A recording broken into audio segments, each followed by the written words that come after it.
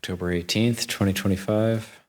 And myself, Ajahn Kasabo, Ajahn Chunda, Tansiri Medo, Tanjino, Tanhimako, we're heading out to Thailand tomorrow. So I'm looking forward to this. I don't know if this has been done before, where we take a group of Abhayagiri monks on an international trip. So Thailand and then India. And it's been in the works, planning for a long time, and it's actually happening. And the reason we do this is going to India, to the holy sites, to pay respects to the 4 main holy sites of the Buddha, but then there's also sub-holy sites within that, and the places associated with the life of the Buddha, where the Buddha was born, where the Buddha was enlightened, where the Buddha gave his first teaching, where the Buddha eventually passed away, and to see these sites and then imagine what it may have been like to be there in the time of the Buddha when those events were happening, to try to imagine what it would be like for the Buddha to become awakened and what it would be like to witness, to bear witness to the days leading up to the Buddha's passing away and so on. So these places can be very, very inspiring. This is Buddha Nusati, and it's very good to be able to pay respects to these places at least once in our lifetime. And to be able to pay respects to these places even once is considered great merit. And it's part of our building of parami. And you need a certain amount of merit even to be able to get to these places, to be able to do this. So we're packing our bags. Many of us, our bags are packed and we're ready to go. And we will take off actually a little bit earlier than originally stated. Take off at 5:15 tomorrow morning in order to make sure everything is as timely and leisurely at the airport that I would hope it to be. And also this coming period of time when we're away, it'll be a bit more quiet at the monastery, less live streamed talks. Some of the more junior members of the community will be giving guidance just to the community here, but we won't be live streaming most of the talks. It'll be a bit more of a quiet period in that sense. And we'll have Ajahn Suhajo coming back on the 27th, I believe, just for a period of time before he heads out to Thailand. And actually there's a very good team looking after the India trip. So this is something that I myself have masterminded for the last few years, hoping and making aspirations to do a pilgrimage like this or to lead a pilgrimage like this. But also we have a very strong team, and I'm not really worried at all about how it's going to play out, how it's going to pan out. And just feel like if I can facilitate, if myself and the team that's helping lead this pilgrimage can facilitate people being able to pay respects to these 4 holy sites, then our job is done. Whatever happens extra to that is just like icing on the cake. It's Debbie's birthday today, so recollecting cake, icing on the cake, and anything extra, whatever meditation we do, whatever good acts we do, acts of generosity, and so on during this pilgrimage. The main focus is just to be able to pay respects to these different holy sites and recollect the Buddha's life at these different sites. So I brought a photo down from my kuti. It's of Master Shu Yun. I've had this since I was in Anagarika, but it may well be the Buddha. We can imagine it's the Buddha. This is a photo of the Buddha. Master Hua wrote some verses about Master Shu Yun, but they may have well been written about the Buddha because these verses completely apply to the Buddha. So I thought I would read them for the sake of inspiration and getting us thinking about the level of parami that a being has to have to become a Buddha. It says, "In the past he fostered the roots of virtue, and so his way mind was resolute. Leaving home as a pure youth, he traveled everywhere seeking good teachers. With bones made of steel and stone, he forged ahead with vigorous momentum. With Vajra will and resolve, he boarded the prajna boat of patience. He taught and transformed living beings using profound wisdom. He propagated the Buddha Dhamma and entered great Nibbana. Everyone in the cosmos gazes up at him in earnest admiration. His renown lives on through the ages, illuminating heaven and earth.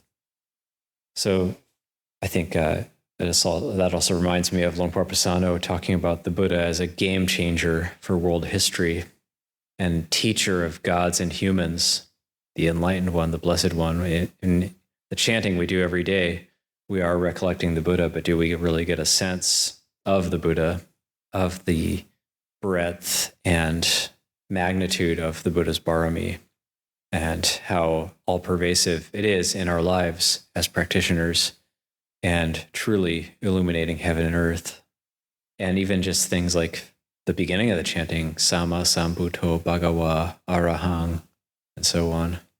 Arahang Sama Sambuddho Bhagawa Buddhang Bhagawantang Abhivademi. So just these paying homage to the enlightened one, the blessed one, the one who was enlightened by himself, and the Dhamma taught by the blessed one, the Sangha, the blessed one's disciples.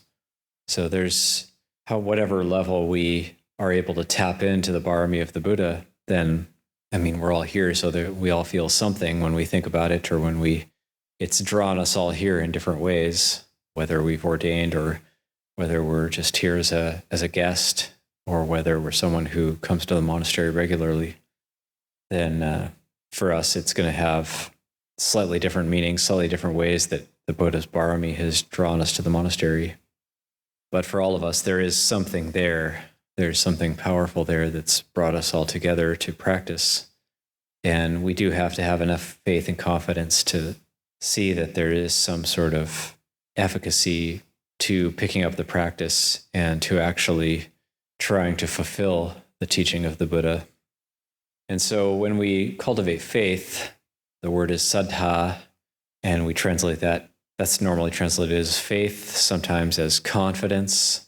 In Thai, they say luam sai, which means like clear trust, clear confidence. So faith is also a faculty. So these 5 faculties, faith, energy, mindfulness, concentration, and wisdom, these 5 faculties are said to be necessary to overcome the 5 hindrances to meditation, the 5 hindrances being the hindrance of sensuality, the hindrance of ill will, hindrance of sloth and torpor, hindrance of restlessness and remorse, and the hindrance of skeptical doubt. And so these 5 faculties, we think about saddha is what leads to virya being energy, and that sense of striving. So we need to have confidence in something if we're actually going to put energy into it. We need to believe it to a certain extent to put effort into it. So if we believe in the practice, or we have faith in the efficacy of following the Noble Eightfold Path, then we will put it into practice, and the effort we put into it will be proportionate to the amount of trust we have in it, the amount of faith and confidence we have in it. And so saddha as a faculty is a factor of how it's going to go for us. And a lot of the time we might feel like, well, I want to know first. I need to know it's going to work, or else I'm going to be wasting my time. I need to know that this practice is going to work, or else what's the point of even trying? So that's, of course, the great benefit, the great blessing of having the Kruba Ajahns in Thailand. Great examples, Longpo Cha, Longpo Liam, Longpo Samedo, and our own teachers that we know, especially for me, people like of the newer generation. So people like Longpo Liam, Longpo Anan, Longpo Dan. So these are great, shining, sterling examples of those who have walked the path. And that's, for me, I think that's enough to develop a sense of confidence. That's enough to be able to put energy into the practice. But still, there might be that part of us that thinks, well, I need to know that it's going to work. How do I know? How do I have that guarantee? And that's the unfortunate part. There is no guarantee. The guarantee comes when we develop saddha, when we develop faith as a faculty. And so we think, well, I want the guarantee first before I'm going to believe in it. But the belief in it is what creates the guarantee. So the belief in it, the faith, the trust in the practice is what creates the guarantee in the practice. And so Luangpur Pasano, again, I can quote him again as saying that it's wisdom that can take you to the edge, but it's faith that actually leaps off. Wisdom can take you to the edge, but it's faith that actually propels you into liberation. And so this is very interesting, because what is it then? What is that quality of heart that will lead us along that path? So it's also, saddha is also a heart quality. There's a quality of courageousness attached to it.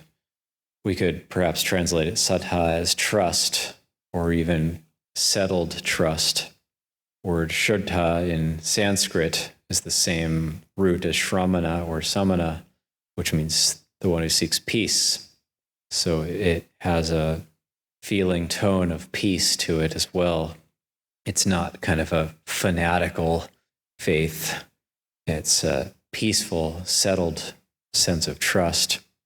So I prefer these days, I'm always shifting and changing around this, but I prefer to translate saddha as settled trust, because it's settled in terms of peace, and it's also settled in terms of things. It's settled. I've decided it's settled. Settled trust. And then there's this sense of energy, and energy is that which brightens the mind. And you could think of it as a fire of virtue burning in the heart and in the mind. And when we have energy and we put energy into the cultivation of the wholesome, the mind can become very bright. The mind can be uplifted and bright and light. And we will no longer be heavy-hearted. Things will be light and spacious.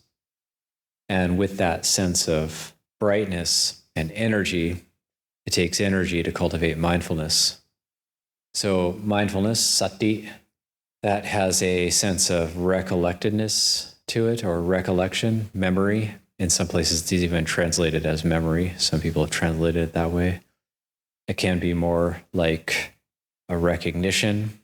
So energy is very helpful for the cultivation of sati, of mindfulness. And what is mindfulness? Mindfulness is just that reminder. We actually just think and remind ourselves what we're supposed to be doing at any given time. And what we're supposed to be doing at any given time is cultivating sampajanya, or that sense of clear knowing and awareness. So sati and sampajanya go together. But it's not always clearly defined. What is sati? It's not always clear. Sometimes it's defined in so many different ways. And sati is just really that recollection of what we should be giving rise to, what wholesome quality we should be cultivating at any given moment. And one of the epithets of the Arhat is that the Arhat is one who is always mindful, so that there's also a sense of energy attached to that. And then the samadhi, sati, the samadhi comes out of the sati, the unification of mind, the mental steadiness, the firm establishing of the mind is the sati. It comes out of the sati. And then the panya, the wisdom, or the dynamic recognition of what's the skillful response in any given situation. So we talk a lot about letting go. It's not always clear what it means, this letting go, to mentally let go of something. Yes, it has a sense of dropping something, of moving on from something, but also when the mind drops something or lets go of something, it's just going to go somewhere else. It's just going to grab onto something else. So is that really letting go? And letting go in terms of panya, the cultivation of wisdom and discernment, it's more like skillful response. It's a the ability to skillfully respond to any situation. And that's when the Buddha talks about the mind like water, where there's the mind like stone, the mind like dirt, and the mind like water. Mind like stone, somebody does or says something hurtful or unpleasant to us, and it makes an etch in the stone. It's a very long time before that disappears. It stays for a very long time. One holds on to, say, the resentment or the grudge for a very long time based on that unpleasantness that happened to us. Mind like dirt is like a line drawn in the dirt. and that disappears in time with the wind, with the rain, and so on. And so, like, something unpleasant happens, somebody does or says something hurtful to us, then just with time, we're able to drop it. We're able to move on from that. And then, of course, the mind like water, which is if you draw a line on water, it disappears as you're drawing it. And so that's like where the story I've told a couple times in the past few months of Venerable Sariputta giving forgiveness to the monk who hit him, the monk who punches him. So a monk had developed a grudge against Venerable Sariputta and punches him, and then later on is stricken with remorse and asks forgiveness. And this is the origin story of our forgiveness ceremony that we do. And he goes to ask forgiveness from Venerable Sariputta, and Venerable Sariputta says, I was forgiving you as you were punching me. My mind was forgiving you as you were hitting me. But if I have done anything, so yes, of course I forgive you, but also if I have done anything that was hurtful toward you or inappropriate, then I also ask your forgiveness. So that one is the mind, Sariputta, Venerable Sariputta, illustrating what a mind like water is like, and also illustrating this incredible humility of also asking forgiveness. And he doesn't really need to do that, but because humility was part of his ingrained nature at that point, then it was only natural for him to also ask for forgiveness from this wayward monk who had hit him. So the panya, the discernment, is skillful response. And when we develop these 5 faculties, then the mind can be uplifted, brightened by them, and become very, very clear. They can also be thought of as, the Buddha talks about indriya sangwara, or balancing the faculties, then we can see it as a kind of sati, as the fulcrum in the center of these 5 faculties. And so that sati, mindfulness, is in the center, and then on one side is faith and energy, on the other side is concentration and wisdom, and that these all need to be brought into balance. So you have on opposite ends of the spectrum, you have the settled trust and the wisdom discernment on these opposite ends. These need to be in balance. If we have too much trust or too much faith, then we'll just believe anything we hear. If we have too much on the panya side, we'll be overly skeptical, not really believe anything. And then you have on one side, you have energy, and then on the other, you have samadhi, then the settledness of the mind. And those need to be in balance. If there's too much energy, the mind could be too bubbly, too shaky, buzzing, too much of a buzz in the mind with too much energy. So it needs to be balanced by the samadhi, by the settling. If there's too much settling, that could lead into dullness, lead into drowsiness. And so the energy needs to bring it back into balance. And then mindfulness is in the center. So mindfulness is what's used to bring these 5 faculties into balance. Again, mindfulness is that which it's where we remind ourselves of what is appropriate to do at any given moment. So it's the mindfulness that's going to be able to see how's the energy, how's the samadhi, and so on. And using that mindfulness as the fulcrum, then it's bringing these faculties into balance. So coming back to Buddhanussati, and these are things that are taught by the Buddha. When we talk about saddha, it's also this really, really strong confidence in the Buddha and in the teachings of the Buddha. And where we will begin is in Bodh Gaya, and without the Buddha's enlightenment, none of this comes about. None of the other holy sites really mean anything. It's because the Prince Siddhartha Gautama sat under the Bodhi tree and reached liberation from all suffering. It's only because of that we have everything that we have all these teachings, that we have this ability to ordain, that we have this life that we can lead. How many ways has the Buddha rid us of unwholesome qualities, and how many ways has the Buddha really gotten us to cultivate wholesome qualities? It's unbelievable. It's incredible. It's incredible when we think about it.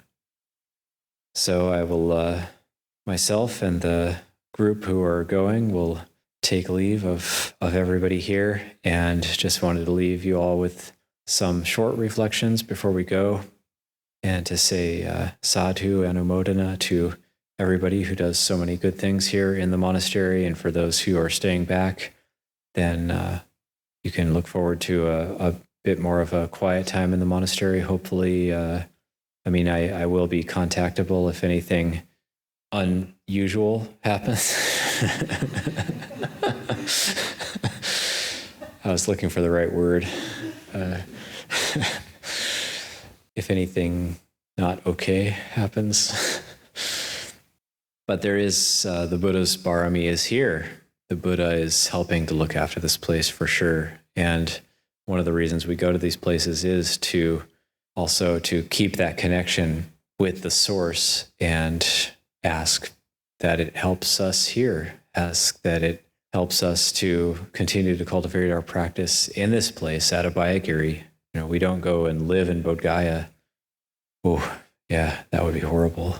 Ajahn calls it Mara's revenge, because that was, you think of the Bodhi tree, it's also where the Buddha did battle with the hordes of Mara, or where they came to attack him and the arrows flying at him and turning into flowers through the power of the metta, the power of the barami. And so, but you think, well, now all these people are going to Bodh Gaya to practice, so you got Mara's revenge now, trying to get back at people there. So we will go for it's good to go for a short period of time and really hone in on the practice. And it is a really amazing feeling there. But there are difficult aspects to it, which all of us will, I don't need to talk about them here, but all of us will experience that. And like Ajahn Kassapa mentioned this morning, we can't really know until we just take that leap of faith and go and do it. So I'll leave that for reflection this evening.